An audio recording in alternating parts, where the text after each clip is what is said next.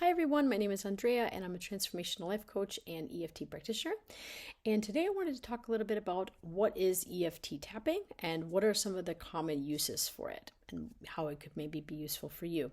So first of all, EFT stands for the Emotional Freedom Technique. It was started by Gary Craig in the late 1990s, I believe. And it's centered around the body's energy systems in the same way that you probably heard about acupuncture and acupressure. And we have these energy points and it's called a energy meridian, like on our body. And in the same way that with a needle, an acupuncture needle, it would release energy. You can also do this in the same way with tapping with your fingers. So it's kind of like acupuncture without the needles. Definitely not painful. So one of the very convenient things about it is it's able to be used on almost anything. And it's very interesting because originally he started kind of using it for certain things, even, limiting beliefs and some kind of chronic conditions. And really the uses that they have now, especially with soldiers and veterans, people who have had PTSD and trauma and everything like that, the results are quite amazing. So just a disclaimer, I am not a trauma specialist, so I do not, or a trained psychologist, so I do not do work with those kind of issues. However, what is very interesting is that with EFT, it's especially helpful with stress and anxiety, limiting beliefs, everything from fears that we have, imposter syndrome, issues with confidence, issues with not feeling good enough, or issues in our body. All of these kind of mental and emotional blocks that we tend to carry around for years sometimes. And a lot of times, even when people do it with therapy, they're not always able to just let it go by discussing it. And interestingly enough, with EFT through tapping on the points, and I'll tell you a little bit about how that works, but through tapping on the points, it releases the energy and you use positive affirmations to replace the negative thought and idea with something that is more helpful to your belief system. And basically there are different pressure points all over your body that you can use.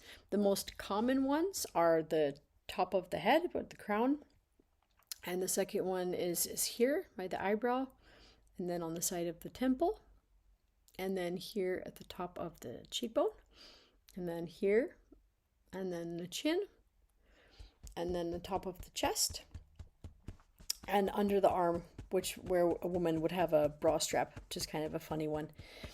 And interestingly enough, like the way that it works is you start by figuring out, okay, what is the situation that's bothering you? So you would start with a setup phrase like, even though I'm feeling extremely stressed right now, I deeply and completely love and accept myself. And then you would go and say this several different times.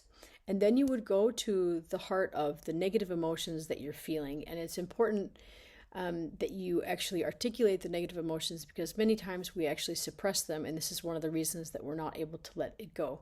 So it can feel kind of uncomfortable at first to articulate it and be like, I feel really stressed. I feel really scared. I feel, like I can't handle it, because a lot of times we try to push it down and be like, yes, I can. Yes, I can. But if our brain doesn't believe it, then a lot of times we can't just make that switch on our own. And this is where tapping out the negative phrases is really helpful. And after you have gotten your number down from that and the intensity has subsided, then you would go back with the positive affirmations, and be like, I choose to let this go now. I choose, to believe that I can handle this, and etc., etc. And it sounds very simple and kind of weird. I know I had the same reaction, I think, when I first saw it. I was like, that sounds extremely weird. But if you're somebody who has ever, dealt with stress and anxiety and, or panic or feelings of, any sense of feeling that you're not in control of your emotions at that moment, and you've gotten to a point where you're like, okay, you know what? I will try something different. And I think that's where I was at this. It's probably about 10 years ago when I discovered this.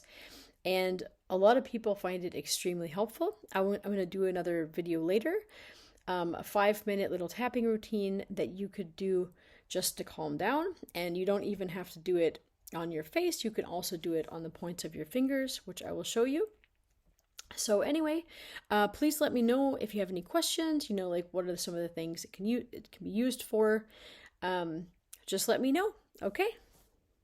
Bye.